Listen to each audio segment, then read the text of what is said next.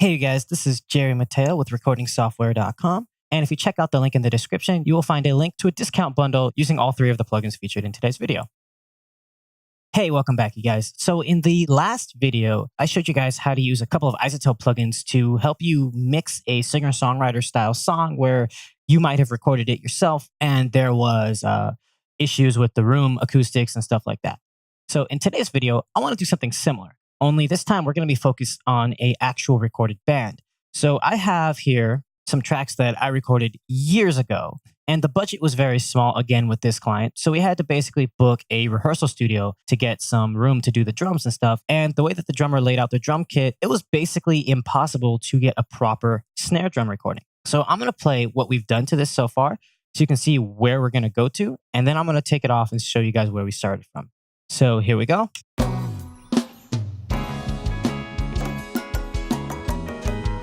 Now I'm going to bypass it, solo up the snare, and then we'll show you what we're going to turn it into.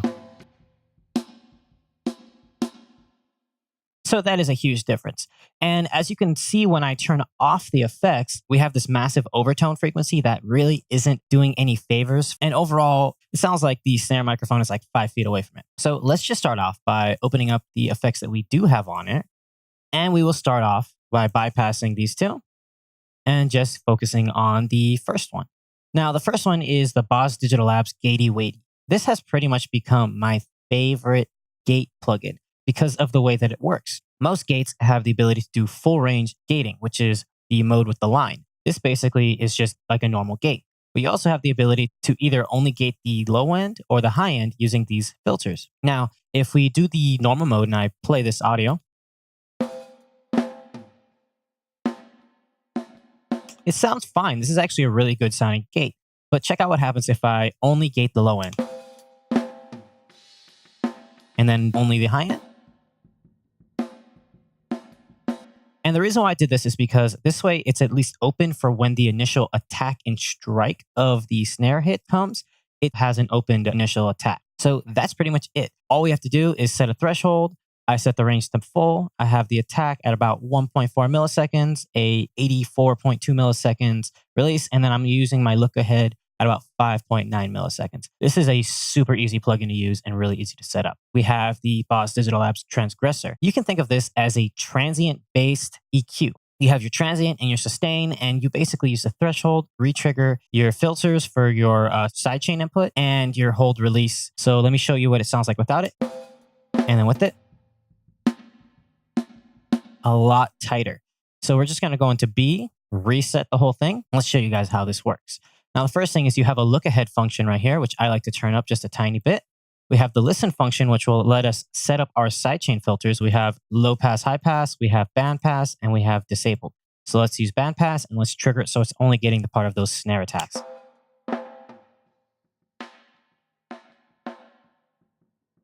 That's good to me.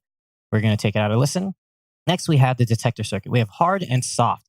I like to use soft because it's a little more forgiving. We're not going to get chopped off sounds. And then we're going to bypass the actual attack or the transient, and we're going to set the threshold and set the retrigger.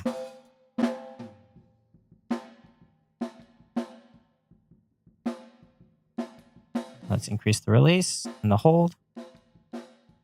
And let's take off the attack. And now we're going to take off the sustain and only leave the attack. That sounds pretty good. Next, what we want to do is we're going to use the 3-band EQs for the transient and for the sustain. Let's start with the sustain. We have a high pass filter, low shelf, and a bell in the low band. And then you have a low pass, high shelf, and bell on the high band. The middle will be a either slant or a tilt EQ, a bell or a band pass. So let's get rid of that ringing frequency that we really don't like.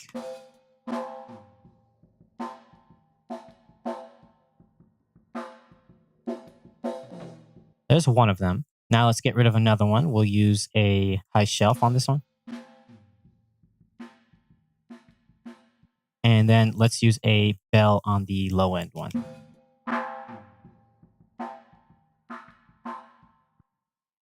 Now these are pretty drastic results. And if we turn it on, bypass. Pretty cool. So now we're going to only listen to the transient or the attack, and let's set up a nice little setting for those. We'll just loop this section right here. Let's get rid of some of this ringiness. And I'm going to add a bell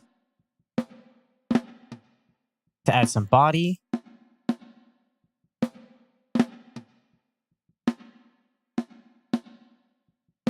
Cool. Now let's listen to both of them combined.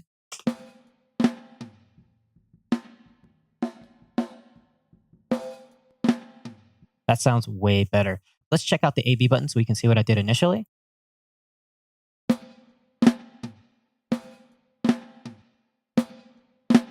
So it's looking like initially I actually wanted to do a lot more boosting on the high end. I'm actually really liking that with the boost in there. I think it sounds good. We're going to bring down the output just by about 1.5 dB. Next, we're going to go into Destructor. Now, this is a very interesting plugin from Blue Cat Audio. This is basically a channel strip with a distortion unit inside of it. And if you actually hit the plus button, you can see that you have full range of control for where the source of the dynamic shaping is going to be, the input, the gate, the compressor, preamp, external. You have your attack, release, range. You have these little knobs, which basically gives you a dynamic ceiling, and you can actually tweak them so it gets really distorted when it's quiet and really clean when it's loud, or act like a normal distortion unit. You also have a lot of presets for the shapes. You can basically do anything you want. But for this, let's just go back to a basic preset, and let me show you guys what I did. So I actually made a preset which is just snare sat, and if I turn it on, it's just adding a little bit of beef. But what I actually did was I went into the drums and I chose warm beat. And if we just listen to it, it's way over the top. So I'm going to actually take off the gate and the compressor. We don't really want them. I'm going to lock them so that way if I change presets, it doesn't change anymore. We're going to hit the E for expert mode. And I used a snapper soft clipping. That looks fine. But I did tweak the EQ bands. So now let's tweak going into the saturation. Want just a little bit of that. Maybe add some high end.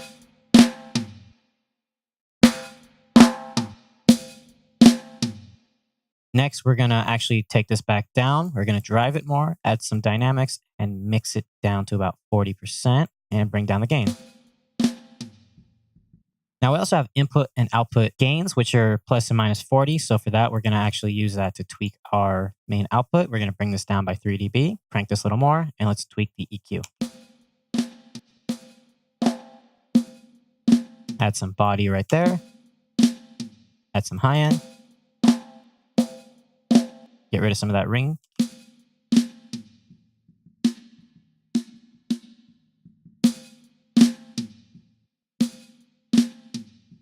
So we are a little bit louder, so let's bring this back down by about 6. We can bring it up by 1. And now let's bypass everything.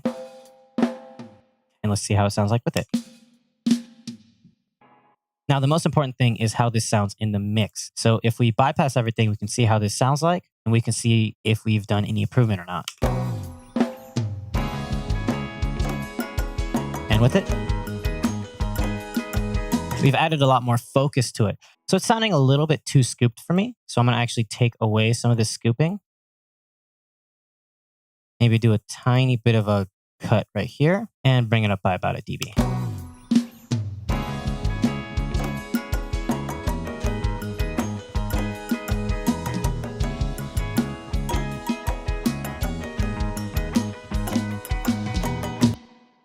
So overall, I think we've completely changed the way the snare sounds. If we go maybe right here, we can see how it sounds like with it on,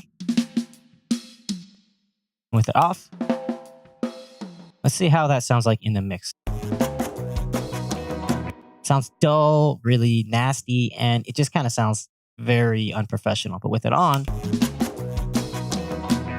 it stands out a lot more. It has a lot more body to it. And now we can do something to actually tonally shape this by maybe adding an EQ after it, adding a little bit of saturation to it, thickening it up. But we've done a great job of repairing this. Anyway, that is going to be it for today's video. Remember to check out the link in the description so you can actually grab a discount on a bundle using all 3 of these plugins. This has been Jerry Mateo with recordingsoftware.com, and I will see you guys next time.